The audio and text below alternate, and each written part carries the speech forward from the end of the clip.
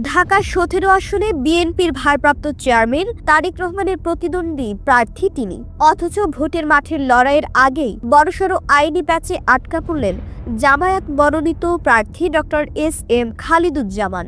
অনিবন্ধিত degree ব্যবহার করে রোগীদের সাথে প্রতারণার অভিযোগে এবার খোদ বিএমডিসির তোপের মুখে পড়ছেন এই নেতা। সোমবার বিএমডিসির রেজিস্ট্রার ডক্টর মোহাম্মদ লিয়াকত হোসেন স্বাক্ষরিত এক নোটিশে ডক্টর খালিদুজ্জামানকে ১৫ কার্যদিবসের মধ্যে কারণ দর্শাতে বলা হয়েছে। অভিযোগ উঠেছে তিনি তার নামের পাশে এমএসসি ইন ক্লিনিক্যাল এমব্রায়োলজি নামক একটি ভারতীয় ডিগ্রি ব্যবহার করেছেন, যা বিএমডিসি কর্তৃক স্বীকৃত বা নিবন্ধিত নয়।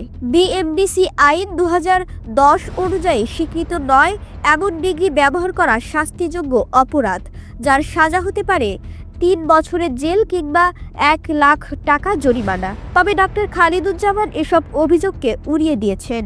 তার দাবি তিনি একজন দক্ষ চিকিৎসক এবং এই ক্ষেত্রে তার সফলতার হার ৮০%, যা নিয়ে তিনি ওপেন চ্যালেঞ্জ জানাতেও প্রস্তুত।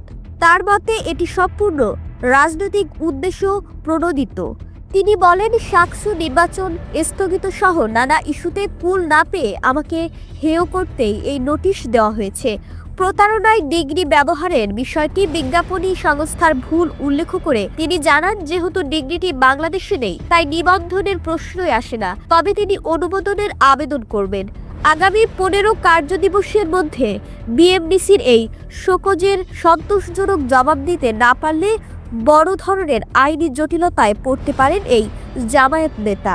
ভোটের আগে এই ঘটনা ঢাকা ১৭ আসনের সমীকরণে কী প্রভাব ফেলে সেটাই এখন দেখার বিষয়।